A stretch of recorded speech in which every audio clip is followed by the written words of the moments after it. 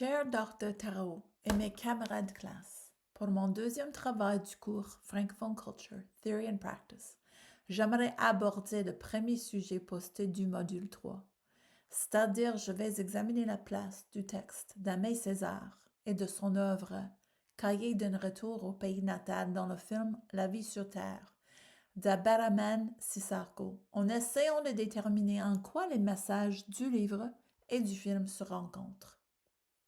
D'abord, je parlerai d'Aimé Césaire. Deuxièmement, je décrirai certaines scènes du film La vie sur Terre. Ensuite, je partagerai les mots et les phrases du texte Cahier d'un retour au pays natal qui ont évoqué certains sentiments chez moi. Pour conclure, j'estimerai comment les deux œuvres sont liées. Il faut avouer qu'avant ce cours, je n'étais pas au courant de l'existence d'Aimé Césaire ou de ses beaux travaux.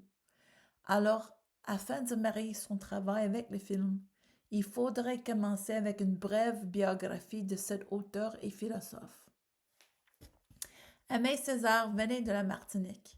Elle a cofondé Négritude, un mouvement pour animer l'identité culturelle des Africains noirs à l'aide de Léopold Sédar Senghor. Césaire était éduqué à Paris. Il soutenait la décolonisation des colonies françaises de l'Afrique. Il faisait partie du Parti communiste, mais a vraiment trouvé sa voie à travers le surréalisme.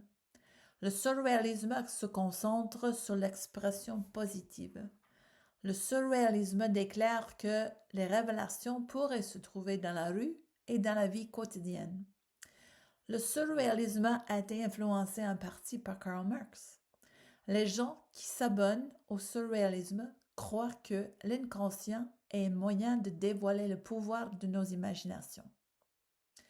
Le site web Britannica écrit qu'Aimé Césaire exprimait sa rébellion en français, mais ses expressions sont lourdes avec les images de l'Afrique. Il est évident dans ses textes que Césaire se déchaîne de ses oppresseurs. Il rejette la culture européenne et accepte ses racines africaines et des Caraïbes. Il a écrit Cahier d'un retour au pays natal en 1947. Le film La vie sur Terre de 1998 ouvre dans une épicerie. Une femme essaie un chapeau, un homme achète un ours polaire. Ensuite, nous voyons un arbre, une vache, les oiseaux.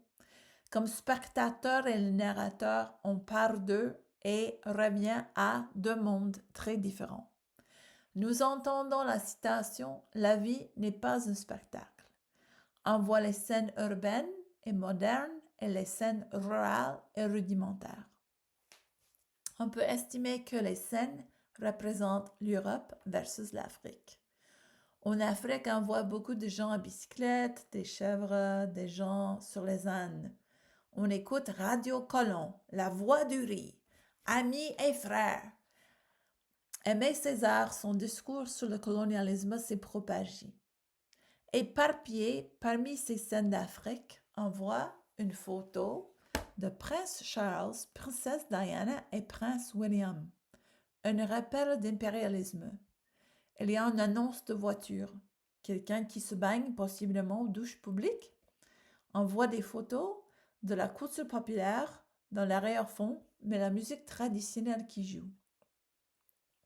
La juxtaposition de ces deux mondes est un thème fort et constant.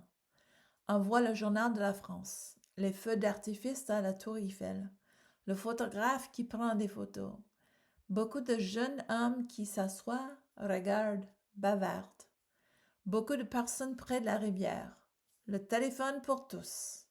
C'est notre priorité. Réduction des tarifs sur vos communications internationales, de lundi au vendredi. Il y a beaucoup de musique. Un bout de ce petit matin. Les yeux fixés sur cette ville. Les gens sont relax et plaisants. La radio est dans l'arrière-fond, c'est janvier, le nouveau millénaire. La communication est difficile. Je vous entends très faiblement. La vie ne change pas, même si le siècle change. L'intégration du message, 3 sortes, intégrale, facultative, abusive, système qu'il faut éviter. Les hommes font leur queue, écoutant les radios. On voit une bicyclette avec les livres, un petit garçon avec le ballon dégonflé. Où vont tous ces hommes? Le photographe défait sa station. Les gens chassent les oiseaux, même les petits. Le jour a fini, mais la lutte, non. Il y avait 2 commentaires postés sur les réseaux YouTube à propos de ce film. Génie et magnifique. Je n'ai pas partagé cette opinion à la conclusion du film, mais il faut dire que j'ai compris beaucoup plus après avoir lu Cahiers de mon retour au pays natal, malgré le fait qu'il y avait 207 mots que je ne connaissais pas et pour lesquels j'avais besoin de chercher les connotations. J'aimerais partager avec vous les mots, les phrases et les paragraphes que je me sentais obligée de souligner car je les ai trouvés beaux ou parce qu'ils m'ont aidé à comprendre le film La vie sur Terre. L'affreuse inanité de notre raison d'être. Au but du petit matin. Dans cette ville inerte, cette foule à côté de son cri de faim, de misère, de révolte, de haine, cette foule si étrangement bavarde et muette. Cette foule désolée sous le soleil, ne participant à rien. Vomissons ces fatigues d'hommes. La joie crève comme nuage. Ses rêves avortés. Aux yeux une défricheur des hommes.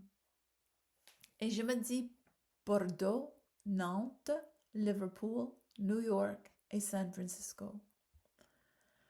Pas un bout de ce monde qui ne porte mon empreinte digitale. Qui et quels nous sommes? Admirable question. Et ce pays cria pendant des siècles que nous sommes des bêtes brutes, que les pulsations de l'humanité s'arrêtent aux portes de la négrairie, que nous sommes un fumier ambulant édusement prometteur de canne tendre et de coton soyeux, et l'on marqué au fer rouge, et nous dormions dans nos excréments, et l'on nous vendait sur les places et l'aune de droit anglais, et la viande salée d'Irlande coûtait moins cher que nous, et ce pays était calme, tranquille. Disons que l'Esprit de Dieu était dans ses actes. Homo sum. Coucher le corps de mon pays dans le désespoir de mes bras. Et la voix prononce que l'Europe nous a pendant des siècles gavés de mensonges et gonflés de pestilence. Et il reste à l'homme à conquérir toute interdiction immobilisée au coin de sa ferveur. Nous savons maintenant que le soleil tourne autour de notre terre, éclairant la parcelle qu'a fixée notre volonté seule, et que toute étoile chute de ciel en terre à notre commandement sans limite. Début est libre. Version. Alors, comment est-ce que Cahiers d'un retour au pays natal et le film La vie sur Terre rencontrent? Tous les deux nous fournissent une image de la vie quotidienne de 2 mondes distincts qui se mêlent parfois. C'est le portrait d'un petit matin où on voit la joie, la fatigue, les rêves, où les gens se demandent qui et quels nous sommes. Admirable question. Les images que Césarco a présentées dans son film m'aident à comprendre mes notes du module 3. Par exemple, la définition du glottophage, l'absorption ou le remplacement de langues mineures avec les langues majeures. La langue de la majorité présume nous avons une histoire et ils, c'est-à-dire les gens qui parlent la langue de la minorité, ils n'en ont pas. Le français a été présenté comme la langue moderne, la langue d'avenir, la langue de la civilisation. Ainsi, minimisons la signification des langues indigènes. Le module 3 nous dit que c'était un discours élaboré par les Blancs. Finalement, toute langue mérite la protection. Il me semble que les sentiments exprimés dans les 2 œuvres ressemblent à ceux exprimés par Alain Mabancu dans sa lettre ouverte à Emmanuel Macron. Il dit La francophonie est malheureusement encore perçue comme la continuation de la politique étrangère de la France dans ses anciennes colonies. Vers la fin de son œuvre, César emploie les mots homo sum, lesquels sont latins et veulent dire je suis un homme. Rien de ce qui est humain ne m'est étranger. En d'autres mots, j'existe, je compte, peu importe. César conclut son texte avec le mot version. C'était difficile de trouver la connotation de ce mot et pendant ma recherche, j'ai découvert que le mot pose une énigme pour les érudits aussi. Selon le site web Monde francophone, version veut dire un mouvement, un balalement. L'auteur qui investigue le contexte du mot version dit ainsi, la version définit le mouvement de la langue qui balaie les particules alimentaires nichées dans l'espace buccal entre les lèvres et les gencives. J'ose présumer que César emploie ce mot de façon figurative et littéraire. On parle français, on balaie, on nettoie, on passe à autre chose. Pour conclure, j'aimerais dire que j'ai un énorme respect pour Aimé César. Son œuvre a solidifié pour moi les thèmes que nous avons lus pendant le module 3. J'ai prouvé la reconnaissance d'être capable de comprendre ce classique, même si j'étais forcée de me lier avec mon dictionnaire. Lire ce texte a mené à la révélation qu'il y a tant d'œuvres de langues diverses dont nous sommes privés. Même si ces œuvres sont traduites et accessibles, on perd de quoi dans les traductions. J'espère qu'avec le taux de multiculturalisme qui augmente, on verra le français ainsi que d'autres langues, pas comme une démarcation, pas comme un rappel de l'oppression, pas comme une porture d'avenir, mais une opportunité d'apprendre quelque chose de nouveau et peut-être de gagner une nouvelle perspective.